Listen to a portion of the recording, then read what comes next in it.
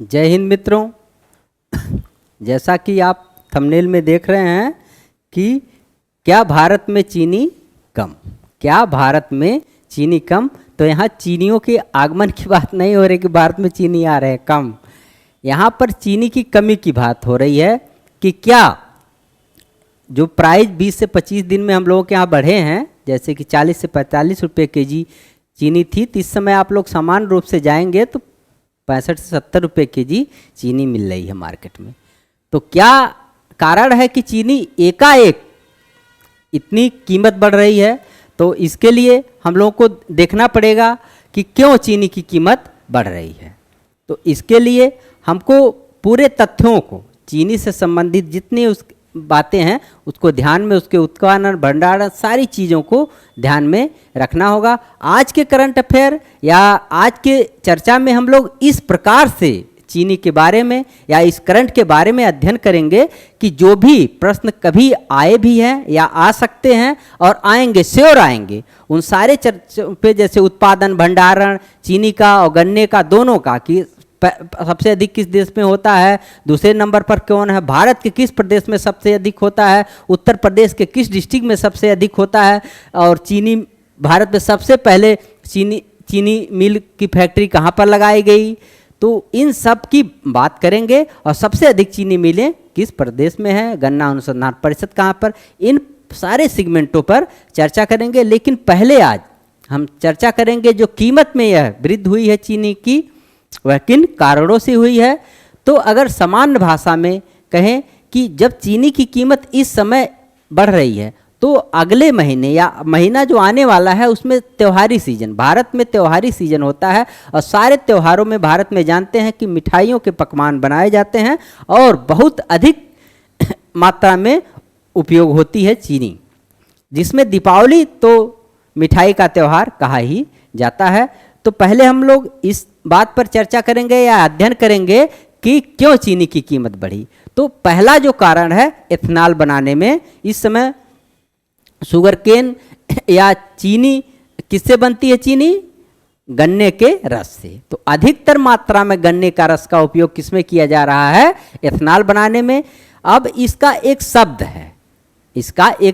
है, ethanol blending. क्यों किया जा रहा है? इथेनॉल ब्लेंडिंग का मतलब होता है कि पेट्रोल में इथेनॉल को मिलाए जाने की प्रक्रिया को क्या कहते हैं? इथेनॉल ब्लेंडिंग कर रहे हैं। और हार्मोन संकट से पहले से ही हम लोग जो पेट्रोल में है इथेनॉल मिलाने की प्रक्रिया धीरे धीरे करते करते आज स्थिति यह आ गई है कि पेट्रोल में हम 20% इथेनॉल मिला रहे हैं। कितने? मतलब E20 एक शब्द है, इथेनॉल कितना मिलाया जा रहा है? 20%। पहले 2%, 4%, 6%, 10%, और इस समय प्रेजेंट टाइम में 20% इथेनॉल मिलाया जा रहा है किसमें? पेट्रोल में, जिससे हमारा पर्यावरण भी सुरक्षित रहेगा। और जो यह प्राइस बढ़ी थी इस समय हार्मोन तेल संकट के समय, तो ये इससे भी निपटा गया और बहुत काफ़ी मात्रा में पैसे की बचत हुई है, क्योंकि 20% बहुत होता है मित्रों, तो बहुत पैसे की बचत की। तो अब क्या हो रहा है, क्यों जब चीनी बढ़ रही है, इसके कई तर्क दिए जा रहे हैं कि चीनी की कीमत क्यों बढ़ रही है। तो पहला तर्क है कि पेट्रोल में इथेनॉल मिलाना, और दूसरा तर्क है आपका मानसून की अस्थिरता के कारण भी हमारे यहाँ चीनी की कीमत में वृद्धि हो रही है। अब जान ही रहेंगे 20% इथेनॉल मिलाया जा रहा है पेट्रोल में, और इसको जो मिलाने की प्रक्रिया है इसको क्या कहते हैं? इथेनॉल ब्लेंडिंग कहते हैं। और इथेनॉल कैसे तैयार किया जाता है गन्ने के रस से? तो किण्वन या फर्मेंटेशन विधि के द्वारा तैयार किया जा रहा है। समानतः यह चीज़ आप जान ही रहे होंगे। और 20% किसमें मिलाया जा रहा है? 20% इथेनॉल का प्रयोग किसमें किया जा रहा है?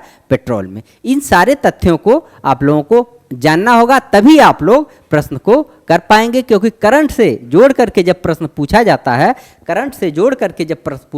है तो वह बहुत ज़रूरी हो जाता है कि आप इस प्रक्रिया के तहत अध्ययन करें, जिससे बहुत ही आसानी होगी।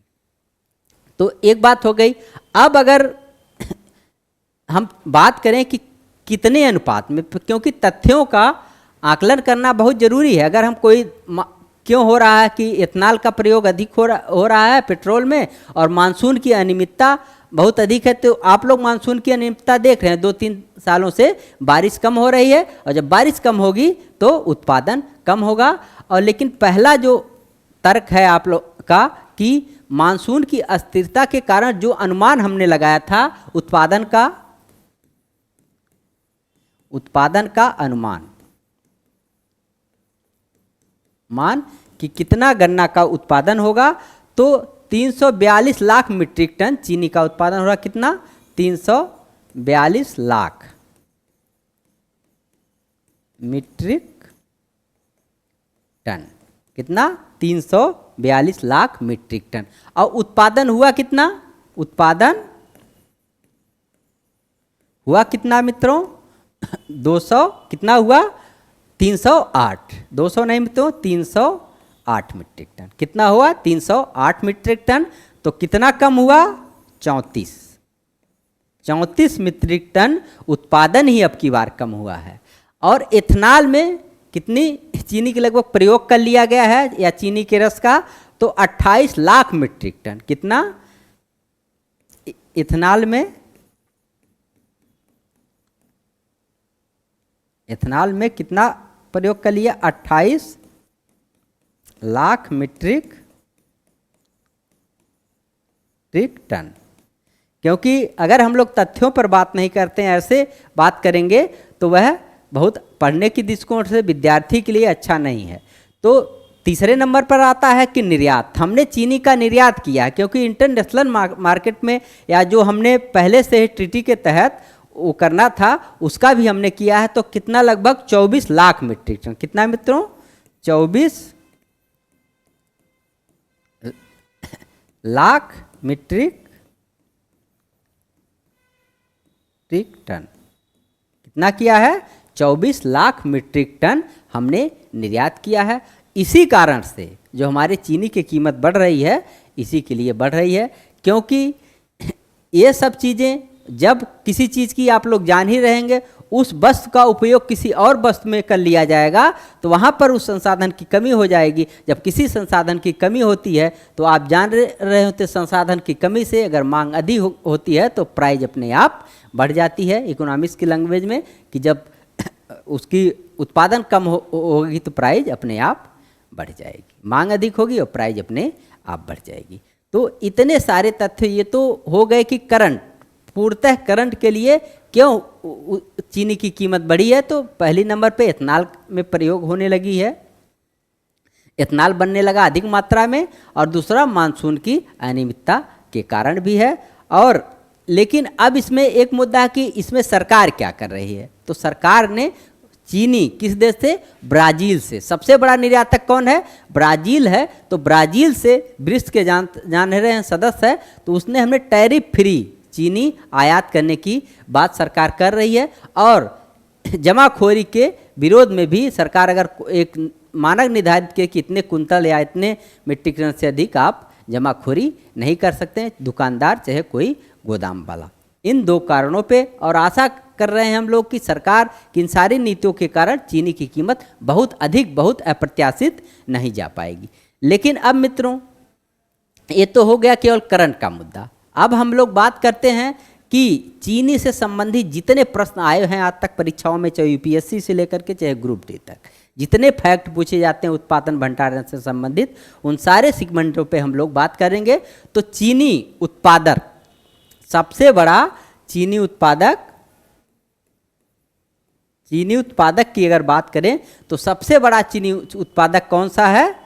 ब्राज़ील है। दूसरे नंबर पर भारत है। तीसरे नंबर पर चीन है। और सबसे बड़ा चीनी निर्यातक कौन सा देश है? ब्राज़ील, थाईलैंड और भारत है। इसीलिए हम ब्राज़ील से चीनी आयात करने के लिए सोच रहे हैं। अब उत्तर प्रदेश में सबसे बड़ा चीनी उत्पादक प्रदेश कौन सा है? तो पहले नंबर पर आपका उत्तर प्रदेश है, दूसरे नंबर पर महाराष्ट्र है, और तीसरे नंबर पर मित्रों कर्नाटक है। सबसे अधिक चीनी का उत्पादन करता है। अब मित्रों, चीनी के उत्पादन से संबंधित बात हो गई। अब हम बात करेंगे गन्ने के उत्पादन में। विश्व स्तर पर सबसे अधिक गन्ना कहाँ उत्पादन होता है? ब्राज़ील में। दूसरे नंबर पर भारत में, और तीसरे नंबर पर चीन में।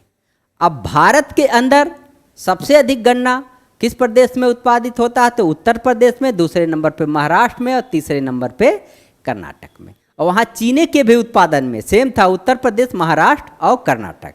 लेकिन गन्ने की उत्पादकता, कई बार प्रश्न में पूछा गया है आपसे कि गन्ने की उत्पादन में तो उत्तर प्रदेश पहले स्थान पे, चीनी के भी उत्पादन में, लेकिन गन्ने की उत्पादकता सबसे अधिक कहाँ है? तो मित्रों पहले नंबर पे गन्ने की उत्पादकता के मामले में पंजाब है, दूसरे नंबर पे यूपी है और तीसरे नंबर पे आपका एमपी है। अब यहीं लगे हाथ देख लेते हैं, उत्तर प्रदेश के किस डिस्ट्रिक्ट में गन्ने का सबसे अधिक उत्पादन होता है? तो लखीमपुर खीरी में। किसमें मित्रों? लखीमपुर खीरी में सबसे अधिक गन्ने का उत्पादन होता है। उसके दूसरे नंबर पर है मुजफ्फरनगर और तीसरे नंबर पर है मेरठ। गन्ने का सबसे अधिक उत्पादन उत्तर प्रदेश के किस डिस्ट्रिक्ट में होता है? तो लखीमपुर खीरी मित्रों, और दूसरे नंबर पर मुजफ्फरनगर है और तीसरे नंबर पर आपको याद रखना है कि मेरठ। तीसरे नंबर पर कौन है मित्रों? मेरठ है। अब गन्ने की उत्पादकता उत्तर प्रदेश में किस डिस्ट्रिक्ट में सबसे अधिक है? तो शामली में। कहाँ पर मित्रों? शामली में। और एक तरह से प्रश्न पूछ सकता है कि पूर्वी उत्तर प्रदेश या पश्चिमी उत्तर या उत्तरी या दक्षिणी उत्तर प्रदेश में सबसे अधिक गन्ने का उत्पादन कहाँ होता है? तो आपको हर समय याद रखना है कि पश्चिमी उत्तर प्रदेश में सबसे अधिक गन्ने का उत्पादन होता है। अब एक तथ्य जो बार बार आपसे परीक्षा में पूछा जाता है, भारत की पहली चीनी मिल कहाँ लगाई गई थी? तो उत्तर प्रदेश के देवरिया डिस्ट्रिक्ट के प्रतापपुर में 1903 में सबसे पहली चीनी मिल लगाई गई थी। अब एक प्रश्न और है जो बार बार परीक्षा में पूछा, सबसे अधिक चीनी मिलें किस प्रदेश में है? तो महाराष्ट्र में सबसे अधिक चीनी मिलें हैं। मेरा अनुमान है कि 195। दूसरे नंबर पर आपका यूपी आता है, उसमें कितनी चीनी मिलें हैं? 155 चीनी मिलें हैं।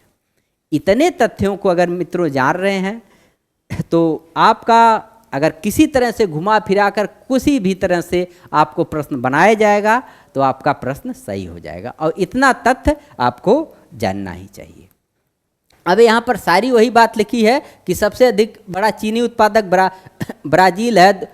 कौन सा है मित्रों? सबसे बड़ा चीनी उत्पादक ब्राजील, और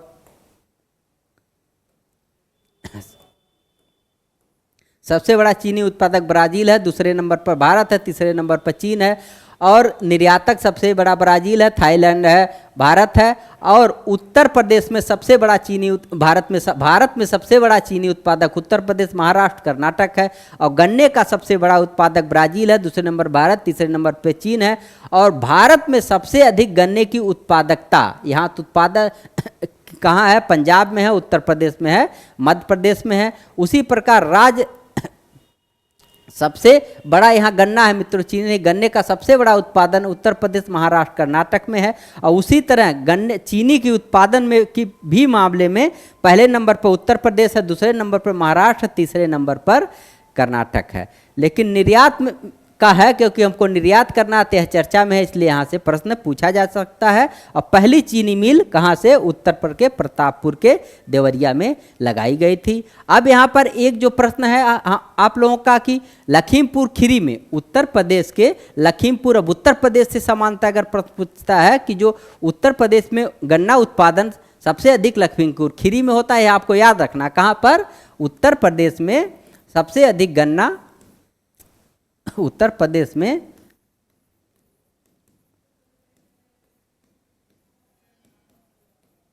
अधिक गन्ना पहले नंबर पर लखीमपुर